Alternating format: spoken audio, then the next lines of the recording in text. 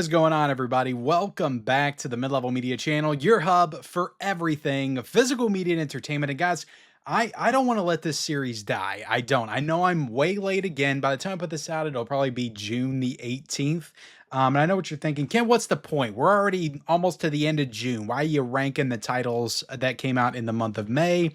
Well, like I said, because I just don't want to let it die. And I got done watching most of these before I went on vacation. Didn't have time to film before I went on vacation. Now I'm back and now I'm ready to rank these titles. I am going to be doing something new with this list. We're going to be ranking all the Blu-rays and the 4K. So I'm going to lump Blu-rays in with the 4Ks. I may have a variety of opinions on that. How do you rank a Blu-ray versus a 4K? Obviously, a 4K is better. Well, in some cases, maybe not. You know, in some cases, maybe the Blu-ray looks really good and maybe I really like the movie and the special features are enough to kind of put it over the top. So I thought, you know, maybe it's not totally fair, but I do watch some of the new Blu-ray releases that come out. So I wanted to kind of incorporate that into the ranking as well. So yeah, we're going to be ranking. I think I watched somewhere in the neighborhood of 14 releases, Blu-ray and 4K releases that came out in the month of May. So nothing that came out in March, April, June. Like this is strictly stuff that released in the month of May. Before we get into it though, guys, hit the like button, hit the subscribe button. That's important too, guys, if you haven't already. And then comment down below, what were some of your favorite releases in the month of May? I promise to get more on track next month. I haven't even done my audit yet. By the time I put this out, like I haven't done my Blu-ray audit for the month of May. That is still coming as well. I'm waiting on my vinegar syndrome stuff to come in because that's a big part of the audit of May. So to do it without that, I just can't. So I got to wait for that stuff to come in first. All right, guys, let's get into it and let's start with what did I say? 14 releases, right? Let's start with number 14. And that is the Bikini Car Wash Company movies on Blu-ray from MVD Rewind. So yes, this is a Blu-ray coming in at number 14. These were like straight to, I don't even know if they were straight to video. I don't know if they were like on Skinamax back in the day or Cinemax late at night, whatever you want to call it. I don't know exactly like what these movies like were released on. I think they were like straight to like cable movies back in the day. I'll be honest, I only got like halfway through the first one. I didn't watch the second one at all. But these movies are just not for me. They're really like, I was maybe thinking these were more along the lines of like Revenge of the Nerds or just stuff that's just a little bit more interesting, has a little bit more like I don't know, quality to it, I guess, filmmaking wise, like comedy wise. These are just like these were just made to show boobs. And look, I don't have a problem with that. That's fine. Boobs can be nice to look at. I need more than that though. I need some kind of a story. I need some kind of a structure. I thought these are going to be more along the lines of like Revenge of the Nerds, but they're just really bad, like straight to cable 80s or 90s movies. I think one of these is in the 80s and I think the sequel is in the 90s. It looks really bad on Blu-ray as well. These are like, I think like shot on video. Like they just don't look good, and Blu-ray does not help these at all. I think you have the option to watch these like in like VHS formats or something. There's like an option to watch these in like VHS and then high definition Blu-ray. To be honest, like the difference between those two wasn't very substantial. So if that tells you anything. There's some special features here. There's some audio commentaries. There's an audio commentary with Jim Wynorski, who made a ton of movies like this back in the day as well. That may be interesting. Like I said, these movies have an audience. It's just not me. It's a cool addition though. Like, I mean, it's got a dirty slipcover and that's kind of cool. And it's two movies in one. And this is going for like 14 bucks. It's not very expensive, but out of everything that I watched this month, this was just the least enjoyable and the one that I just couldn't get through. So yeah, Bikini Car Wash. You know, I may link some of these down below if you want to get this. Again, it's very cheap, so it may be something that is for you. Coming in at number 13 is Vice Squad. And if I didn't throw Blu-rays into this list, this would have been my least favorite of the month as far as 4Ks go. I reviewed this, easily the worst 4K of the month, at least to me, as far as like picture quality. I didn't, the movie was okay. I liked it okay. I didn't love the movie though. You know, it's got a lot of really, really good special features. Like there's like 6 hours worth of special features on this. Like every special feature is like an hour long. So it's like, it's a good addition in that way, as far as like the special features. Like if you really want to dig into Vice Squad, I just don't think you need the 4K to do it. Just get the Blu-ray, which is like $14.99, I think. And you'll be better off, because the 4K here is just, it just wasn't great. It looked very ugly, very unnatural. And I did not enjoy the 4K of Vice Squad. So that is number 13. Coming at number 12 is Mickey 17. So I talked about this recently in a 4K review video. I didn't enjoy this movie all that much. Picture quality wise, the 4K looks great. I said it looked better than the Blu-ray. Most modern movies like Blu-ray 4K look kind of similar, but in this case, I think the 4K kind of blew the Blu-ray out of the water. There's some decent special features here with the cast and crew and the director Bong Joon-ho, but I just wasn't a huge fan of this movie. So it comes in at number 12. And coming in at number 11, guys, you may be surprised here that this is coming in all the way at number 11. I was pretty high on this release. I thought it was a really good release from Arrow Video. But I mean, I think I just enjoyed the stuff that's coming ahead of it a little bit more. But Jason X, I thought the 4K looked good. Like there were some real opportunities for this to shine on 4K. I think it absolutely does. The set design's incredible. I think all that stuff looks great in 4K, but there's some very dated like CGI and special effects in this. And like you told me, I don't need Jason X in 4K. This would be one that I'd be like, yeah, you're probably right. You're probably good with the movie on Blu-ray. I enjoy the film. Also, it was a disappointing amount of special features here. There was a new audio commentary. And there was just one new feature here. It was a brand new interview with composer Harry Manfredini, and that was it. Now, there was some really good stuff. There was a making of that Shout Factor released in the Scream Factory box set years ago. So like there's a good amount of special features here that Scream Factory did that they included here. So if you didn't have that version, like this is a good addition to be able to watch those on, but it's nothing new that Arrow Video did. I love the artwork, absolutely love the artwork, and the movie's super fun. Like I'm a fan of Jason X. It's not like in my top 5 Friday movies, but I'm a fan of Jason X. I enjoy the movie. But just the 4K wasn't like super strong. There was a real like lack of special features. So because of that, this one comes in at my number 11. Coming in at number 10, I did not watch this all the way through, at least this edition. I've seen this movie before, but coming in at number 10 is May. And I like this movie okay. I watched my second sight edition last year. I thought it was pretty good. Honestly, like I could probably stand to rewatch this one again in its entirety, but I just popped this in to check out the picture quality. It still looks good. It looks just as good as the second sight version did. And this has all the same features that the second sight version did as well. So this is kind of just a cheaper version of that box set edition. So for that, because it's basically a second sight edition, I put it up at number 10 because there's a really good amount of special features here. I love the artwork on this. I think it's super awesome as well. And this is spine number 32. So yeah, May comes in on Blu-ray, which it looks great on Blu-ray. I don't even think I would need to get this on 4K because the Blu-ray looks really strong. But yeah, May on Blu-ray from Vestron Video. That is my number 10. Coming at number 9, guys, I reviewed this, I think in a standalone video. Yeah, I did a standalone review for this. Storm Warning from Umbrella. This looked amazing on Blu-ray, like absolutely fantastic. It was a first time to Blu-ray release by Umbrella, and they did a fantastic job. I really, really enjoyed the movie a lot. Like this one is kind of a 2000s horror hidden gem, directed by Jamie Blanks, who also did Valentine and Urban Legend as well. And yeah, I just had a really good time with this one. It's just a really like claustrophobic, you know, kind of backwoods horror thriller, like in the same vein as like a Texas Chainsaw Massacre or Wrong Turn or something like that. It's a good one though, guys. Storm Warning, I do recommend it. Maybe, you know, you don't have to get the box set, but if you get this off of Diabolic, which it might still be available, or Orbit, like you'll get this nice slip cover with it, which I love Umbrella because it's like a slip cover inside of a box set, and it's like 2 different versions of artwork, which are both incredible. There's a booklet in here, there's art cards, there's just the works with this release. And yeah, I really enjoyed the movie. It's a great box set. It's got a really good amount of special features as well. And yeah, for that was good enough to move it up to my number 9. So that does it for the Blu-rays. Like the Blu-rays did okay. They had a fighting chance in my list. They made it up to number 9.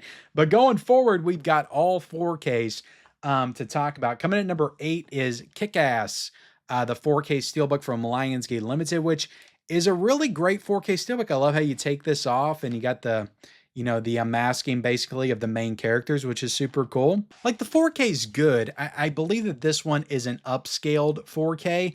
And this is like, they basically put this one back in print as well because the 4K wasn't available. Now this is lacking a Blu-ray, which there's been a few of the Lionsgate Limited that are lacking Blu-ray. So I'm not exactly sure what's going on there. But the reason that this one gets up pretty high to number 8 is because there's like a really good amount of like brand new special features that Lionsgate did for this release that were not on the previous 4K releases of KickAss. And they're all pretty substantial. Like some of these are like 20 to 25 minute brand new special features here. I enjoy the movie. I like it less and less. Like the more I watch it, the more time that we are removed from the 2010 era. Like I really loved it when it came out, and now I'm just kind of lukewarm on the film. I think Chloe Grace Moretz is easily the best part of the film. Other than that, I don't really enjoy, like, I like Nicolas Cage, obviously, but I don't enjoy a lot of the other characters in this movie. But it's a really nice steelbook, a really good amount of special features. It looks good enough on 4K, but again, it's not a native 4K, it's an upscaled 4K. But yeah, number 8 is the Kick-Ass 4K steelbook. Coming at number 7 is a movie I really, really enjoyed. You know, this is what you would call like really like high intellectual sci-fi, I guess. Really, a really slow burn, but the Andromeda Strain from Arrow Video. Really good movie. I was enthralled. I was engrossed. Like I was on the edge of my seat like the entire runtime of this film, and I really enjoyed it. The thing that holds this one back, the picture quality is great. Arrow Video did a great job on the picture quality here. But the thing that holds this back is this was a re-release, not a re-release, but an upgrade from a previous Arrow Video Blu-ray. It has all the same special features, and the special features that this included back in the day was really kind of nothing. I think there was maybe like one like new interview. There was a new strain of, there was an appreciation by critic Kim Newman. So that was a new feature for the Blu-ray back in the day. Then there was an audio commentary. There's nothing new to this release. It's all just the same like rehash special features from Arrow Video. But even back in the day when they did the Blu-ray, they didn't do a lot in terms of special features. So that kind of holds this release back a little bit for me, but really enjoyed the movie a lot. Like I don't know if I could just like recommend this. Like if you like movies like Arrival, Contact, like I'd say like if you like science fiction that's just really slow moving and just kind of makes you think a little bit, I think you'll enjoy the Andromeda Strain. It's kind of along the same lines as like it's more like a quarantine film than like a science fiction film, but it still kind of rides that line. It's a good one. I enjoyed it, based on a Michael Crichton novel. It's a 70s film as well. So yeah, the Andromeda Strain, that comes in at number 7. And next up, coming in at number 6, is one that I haven't really got a chance to talk about. I think I talked about it a little bit in a live stream the other day. But Shudder from Umbrella on 4K. I was just kind of blown away by this movie. Really creepy, really atmospheric. I wasn't expecting too much because like the J-horror films that I've seen, this is not J-horror, by the way. This is a Thailand movie. I think I said Taiwan the other night, but there is a difference between Taiwan and Thailand. I got a whole Thailand box set back there as well of horror films from Umbrella that I'm actually kind of excited to dive into, but they kind of go a little bit harder in Thailand with these horror films. And at least of the J-horror stuff that I've seen, like I like it okay. Like Dark Water's okay. Ringyu's okay. And I haven't seen the Grudge one, Yuan. I haven't seen that one yet. But like this movie was really like kind of creepy. This one got under my skin quite a bit. There's several moments that'll make you just be like, oh my God, like the ladder sequence coming down outside in the rain.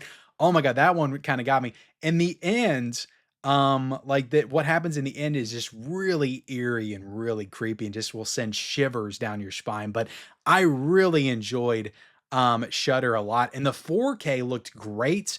It looked absolutely fantastic. I don't know, I'm pretty sure this got a Blu-ray at some point, but the 4K looked great. It's great packaging.